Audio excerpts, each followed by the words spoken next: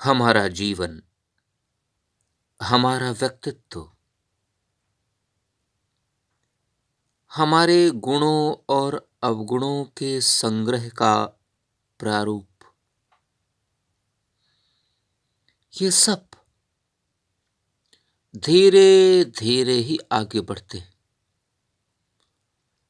शनै शनै ही, कड़ी दर कड़ी आगे बढ़कर संग्रहित होते हैं।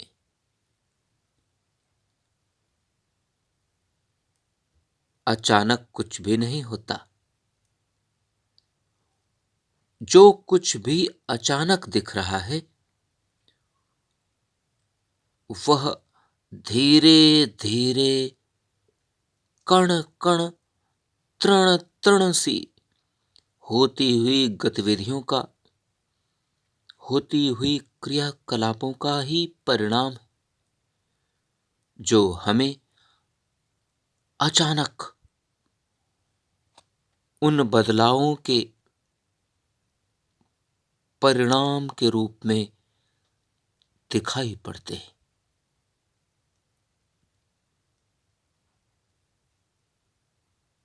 ठीक उस प्रकार जिस प्रकार इस सृष्टि में,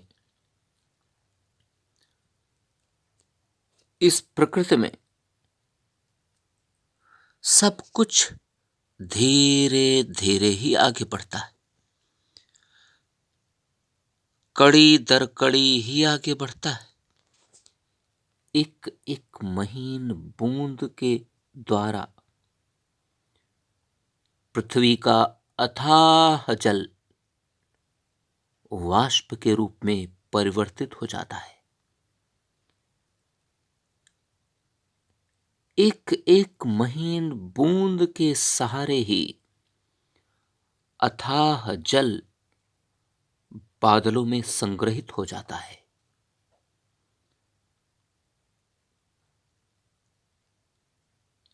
एकत्रित होकर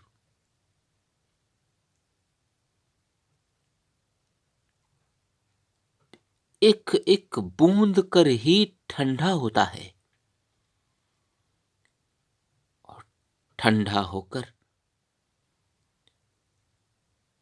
वह जल एक एक महीन बूंद के रूप में ही पुनः पृथ्वी पर वर्षा के रूप में आता है।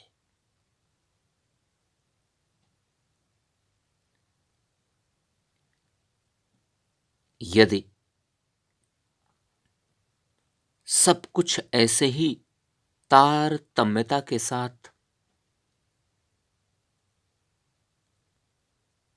आसानी के साथ, बिना किसी बाधा के साथ आगे बढ़ता रहे, फिर कोई भी समस्या नहीं आएगी। कोई भी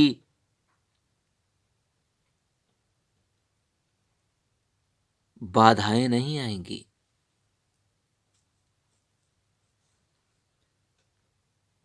परंतु यदि इस कड़ी दर कड़ी के साथ आगे बढ़ने वाले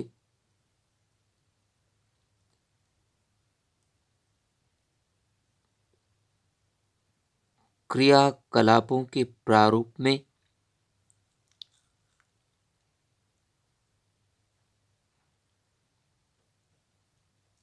कोई भी अड़चन आती है, वह इस तारतम्यता को बिगाड़ेगा। यही तो हमें समझना है, यही तो हमें महसूस करना है, यही हमें आभास करना है कि हमारे जीवन की, हमारे व्यक्तित्व की, हमारे क्रियाकलापों की, हमारी गतिविधियों की, या हमारी सृष्टि या प्रकृति की सभी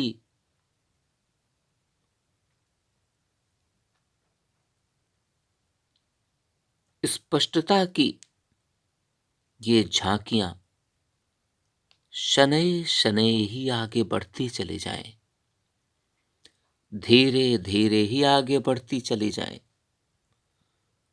और ऐसी कोई भी गतिविधियां ना हो कि कोई बदलाव अचानक दिखने लगे। क्योंकि यदि कोई गतिविधि अचानक शुरू होती है तो वह गतिविधि अचानक समाप्त भी होगी। यदि प्रसन्नता है या सुख है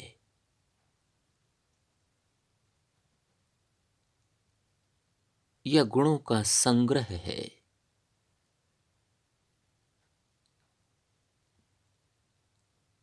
अचानक यदि आता है तो अचानक वह जाएगा भी। इसलिए हमें उस धीरे धीरे बढ़ते हुए बदलाव को महसूस करना होगा। उस बढ़ते हुए धीमी गति के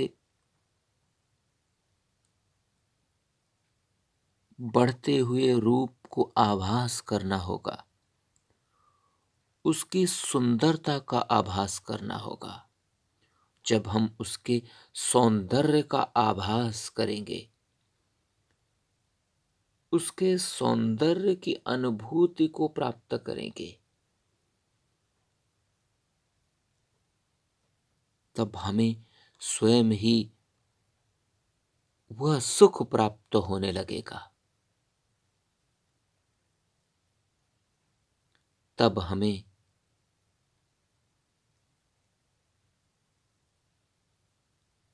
कोई भी परेशानियां नहीं आएंगी। हम आसानी से सभी गतिविधियों को धैर्यपूर्वक आगे बढ़ा पाएंगे, समझ पाएंगे, स्वीकार कर पाएंगे। और जब तक यह धैर्य हम प्राप्त नहीं कर लेते, यह धैर्य अपने अंदर तैयार नहीं कर लेते, समाहित नहीं कर लेते, तब तक हमारे जीवन में अनेकों चुनौतियां आती रहेंगी, आती हैं, आएंगी भी। हमें उन्हें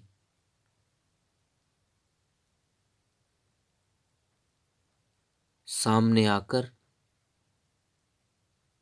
स्वीकारने की आवश्यकता होगी।